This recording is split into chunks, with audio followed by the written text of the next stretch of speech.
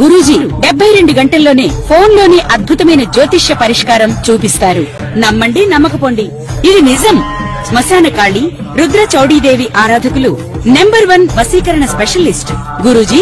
మనిషి పుట్టుక నుండి చనిపోయే వరకు వచ్చే అన్ని క్లిష్టమైన సమస్యలకు పరిష్కారం ఇక్కడ లభిస్తుంది. విద్య, ఉద్యోగం, వ్యవహారం, స్త్రీ ప్రేమ, పెళ్లి, సంతానం, స్త్రీ పురుష వశీకరణం, భూవశం, భార్యాభర్తల కలహాలు, కోర్టు సమస్యలు, విడాకుల సమస్యలు, చేతబడి, అప్పుల బాధ, ఇంకా మీకు ఎలాంటి సమస్యలు ఉన్నా 72 గంటల్లోనే శాశ్వత పరిష్కారం చేయబడును. ఓం గంగణపతి నమ, ఐం సరస్వతి నమ, శివాయ గురువే నమ, జయ గురు దత్తాత్రేయ నమ. ఆపదారవహతారం దాతారం సర్వసంపదాం లోకాభిరామం శ్రీరామం భూయో భీర్మామి. యా దేవీ సర్వభూతేషు మాతృరూపేణ సంస్థితాః నమస్తస్తై నమస్తస్తై నమస్తస్తై నమో నమః. యా దేవీ సర్వభూతేషు శక్తిరూపేణ సంస్థితాః నమస్తస్తై నమస్తస్తై నమస్తస్తై నమో నమః. జయ గురు దత్తాత్రేయ నమ. మాతృభ్యో పితృభ్యో ఋషిభ్యో గురుభ్యో నమః. జయ గురు దత్తాత్రేయ నమ. యూట్యూబ్ ప్రేక్షకులందరికీ కూడా నమస్కారం అండి. నేను ఆలపర్తి గురునాథ్ శర్మ, జ్యోతిషం వాస్తు సిద్ధాంతిని.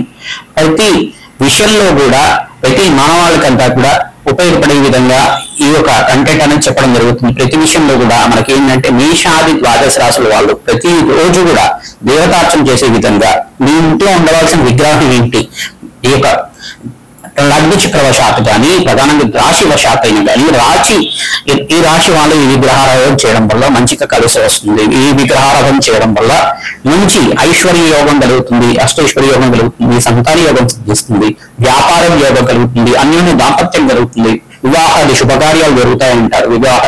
ఈ యొక్క విశేషమైన విగ్రహాన్ని పెట్టుకోవడం వల్ల, ఈ దేవతార్చన చేయడం వల్ల అఖండమైన ఐశ్వర్యోగం సిద్ధించడానికి అవకాశం ఉంటుంది. ప్రధానంగా విగ్రహ ప్రామాణికం అంతా కూడా మనకి పరిహార శాస్త్రంలో చెప్పడం జరుగుతుంది. మనకి జ్యోతిష గ్రంథంలో కూడా చెప్పడం జరుగుతుంది. వివాహ అంటే ప్రధానంగా చూసుకుంటే కనుక ప్రతి విషయంలో కూడా మీకు కావాల్సిన ప్రామాణికలు అనేది ఉంటాయి. ప్రతి విషయంలో కూడా దేవతార్చన చేసేటప్పుడు కానీ పంచాయతన విగ్రహ ప్రామాణికాలు అని చెప్పేసి ఉంటాయి. శివార్చన చేసేటప్పుడు కానీ పంచాయతన విగ్రహ పూజ అని చెప్పేసి అంటారన్నమాట. మరి వైష్ణవ ఆరాధనలో చేసేటప్పుడు కూడా దాంట్లో కూడా పంచాయతన విగ్రహ పూజలు అనేవి ఉంటాయి. ప్రధానంగా చూసుకుంటే సారిగ్రామ పూజ అనేది శ్రేష్టంగా ఉంటుంది వాళ్ళకి. ప్రధానంగా చూసుకుంటే కనుక ఇక్కడ శివలింగారాధన చేసుకోవడం, ప్రధానంగా అభిషేకాది పూజలు చేసుకోవడం, నిత్య వైదిక కర్మల్లో అయితే కనుక నిత్య యజ్ఞాధికతలు ఆచరించడం వల్ల అఖండమైన పుణ్య కార్యక్రమం చేసుకోవడానికి ఆస్కారం ఉంటుంది. ప్రతి మానవాళికి ఉపయోగపడే విధంగా కులదేవత ఆరాధనే శ్రేష్టమైన ఆరాధన ఉంటుంది. మీ కులదేవం ఎవరో తెలుసుకోండి. ప్రధానంగా మీ పూర్వీకుల ఆరాధన తరతరాల నుంచి వచ్చిన ఆరాధన అంతా కూడా చేయాలి. మీ పూర్వీకులు అంతా కూడా ఇష్టదేవత ఆరాధన చేస్తారు. కొంతమంది ప్రధానంగా చూసుకుంటే మా కులదేవం అంతా కూడా వెంకటేశ్వర స్వామి అని చెప్పేసి అంటారు. ఆ వెంకటేశ్వర స్వామి కాకుండా ప్రధానంగా కులదేవత అనేది మీ ఇంట్లో కూడా తరతరాలుగా ఈ అమ్మవారిని పూజ చేస్తున్నారు. కొంతమంది గంగాలమ్మ దేవి అంటారు, కొంతమంది పోచమ్మ అంటారు, కొంతమంది ఎల్లమ్మ అంటారు, కొంతమంది మావుళ్ళమ్మ అంటారు. ఏ దేవతను ఆరాధన చేస్తున్నారు నాకంతా కూడా ప్రధానంగా చూసుకోవాలని చెప్పేసి చూసుకోవాల్సి ఉంటుంది. గ్రామ రక్షగా ఉంటుంది అమ్మవారు, ఇంటి రక్షగా ఉంటుంది అమ్మవారు అంతా కూడా. ప్రధానంగా అమ్మవారు ఏ అమ్మవారిని పూజ చేస్తున్నారు, విశేషంగా అమ్మవారి యొక్క చిత్రపటం కానీ అమ్మవారికి సంబంధించిన అవతార రూపంలో ఉండే చిత్రపటం కానీ ఇంట్లో ఉండాలి. లేదు చిన్న విగ్రహం ఈ యొక్క అంగుష్ట మార్గం అంటే 3 అంగుళాలు మందం ఉండే 3 ఇంచెస్ అంతా కూడా 3 ఇంచెస్ అంతకన్నా అంగుళాలు మందం ఉండే విగ్రహం అంతా కూడా పెట్టుకోకూడదు అన్నమాట. ఎక్కువ విగ్రహాలు పెట్టుకుంటే గనక దానికి మహానైవేద్యం పెట్టుకుని యోగం ఉంటే కనుక మడి ఆచారాలతో చేసిన మహానైవేద్యం అంతా కూడా అన్నంతో చేసిన నైవేద్యం అంతా కూడా పెట్టాల్సి ఉంటుంది. యజ్ఞాది కృతులు చేసే దగ్గర విగ్రహారాధన చేసుకోవచ్చు. ప్రతినిత్యం కూడా ఆరాధన చేసేటప్పుడు దానికి ఏదైనా పండో ఫలమో బెల్లమో ఏదైనా నైవేద్యం పెట్టుకోవడం వల్ల ఆ విగ్రహానికి శక్తి వస్తుంది. ఎక్కువ విగ్రహాలు పెట్టుకోవడం వల్ల దానికి నైవేద్యాలు పెట్టుకోవాల్సి ఉంటుంది అన్నమాట. నివేదన ఎక్కడైతే చేస్తున్నారో అక్కడ విగ్రహ పూర్వోదయం చేసుకోవడం వల్ల అఖండమైన ఐశ్వర్య ప్రాప్తి కలుగుతుంది. విగ్రహారాధన చేసుకోవడం వల్ల దేవుడంతా కూడా నిర్వికార నిరాకార నిర్మయ రూపుడు అన్నమాట. దేవుడికంతా కూడా ఆకారం లేదు. అసలు ఆకారం లేనప్పుడు మనం ఏం చేస్తున్నామంటే ఈ ఆకారంలో పూజ చేసుకోవడం వల్ల ఈ విగ్రహంలో మనం ప్రాణప్రతిష్ఠ చేసుకుని మంత్రంతో ప్రాణప్రతిష్ఠ చేసుకుని పూజ చేసుకోవడం వల్ల ఈ విగ్రహాన్ని దేవుడి రూపంగా భావించి పూజ చేసుకోవడం వల్ల మనకి ఆత్మశక్తి కలుగుతుంది, దైవ శక్తి కలుగుతుంది, దైవ చింతన కలుగుతుంది. తద్వారా అంతా కూడా విగ్రహ నామస్మరణ చేయడం వల్ల, దేవత ఆరాధన చేయడం వల్ల, భగత్ నామస్మరణ చేయడం వల్ల అఖండమైన పుణ్యయోగం సిద్ధిస్తుంది. కోటి యజ్ఞాల ఫలితం కలుగుతుంది. తద్వారా ఈ యొక్క పుణ్య కార్యక్రమాలంతా కూడా చేయడం వల్ల విశేషమైన పూజలంతా కూడా ఆచరించడం వల్ల వంశాభివృద్ధి కలుగుతుంది, అష్టైశ్వర్య యోగం కలుగుతుంది.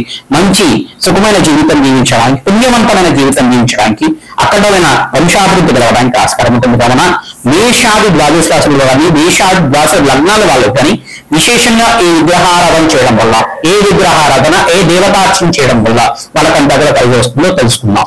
జయ గురు దత్తాత్రేయ. వృశ్చిక రాశి వృశ్చిక లగ్న జాతకులకి విశేషంగా మీరంతా కూడా దేవతార్చనలో భాగంగా మీరంతా కూడా సుబ్రహ్మణ్య స్వామి ఆరాధన చేసుకోవడం శ్రేష్టంగా ఉంటుంది. ఇంట్లో ఉండవలసిన విగ్రహం ఏంటంటే చిన్నది సుబ్రహ్మణ్య స్వామి విగ్రహం తెచ్చుకొని పూజ చేసుకోండి. లేదు నాగేంద్ర స్వామి విగ్రహాన్ని తెచ్చుకొని పూజ చేసుకోండి.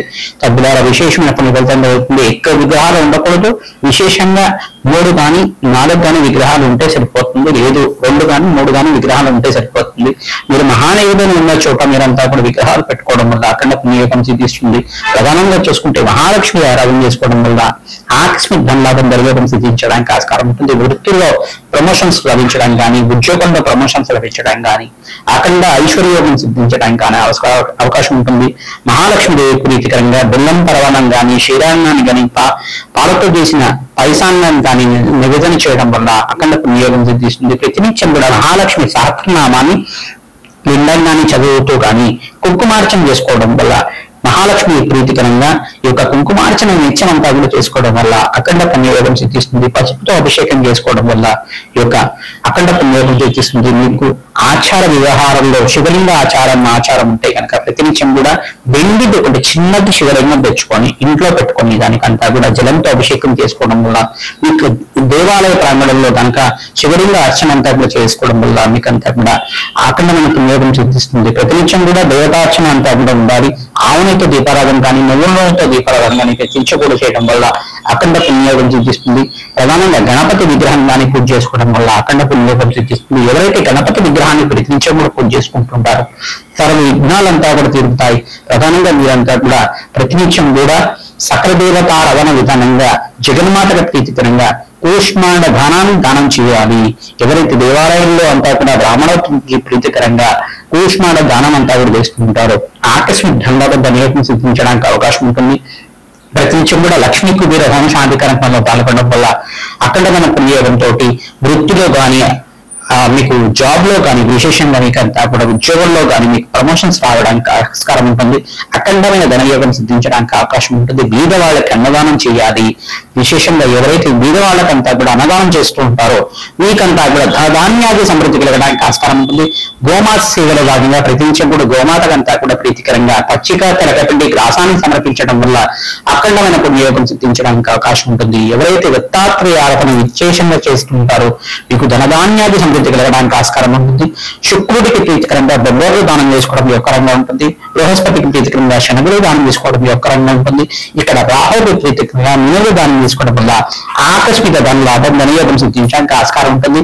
గణపతి ప్రీతికరంగా గుండ్రాలను నివేదన చేయడం వల్ల అఖండ పుణ్యయోగం సిద్ధిస్తుంది. ధనధాన్యాది సమృద్ధి కలగడానికి ఆస్కారం ఉంటుంది. చండీ హోమాది కార్యక్రమాలు ఆచరించుకోవడం వల్ల అఖండమైన పుణ్యయోగంతో అష్టేశ్వర యోగం సిద్ధించడానికి అవకాశం ఉంటుంది. శ్రీమాత్రి చేసుకోవడం యొక్కరంగా ఉంటుంది. బృహస్పతికి ప్రీతికరంగా శనగలు దానం చేసుకోవడం యొక్కరంగా ఉంటుంది. ఇక్కడ రాహువుకి ప్రీతికరంగా మినులు దానం చేసుకోవడం వల్ల ఆకస్మిక ధన లాభం ధనయోగం సిద్ధించడానికి ఆస్కారం ఉంటుంది. గణపతి ప్రీతికరంగా గుండ్రాలను నివేదన చేయడం వల్ల అఖండ పుణ్యయోగం సిద్ధిస్తుంది. ధనధాన్యాది సమృద్ధి కలగడానికి ఆస్కారం ఉంటుంది. చండీ హోమాది కార్యక్రమాలు ఆచరించుకోవడం వల్ల అఖండమైన పుణ్యయోగంతో అష్టేశ్వర యోగం సిద్ధించడానికి అవకాశం ఉంటుంది. శ్రీమాత్రి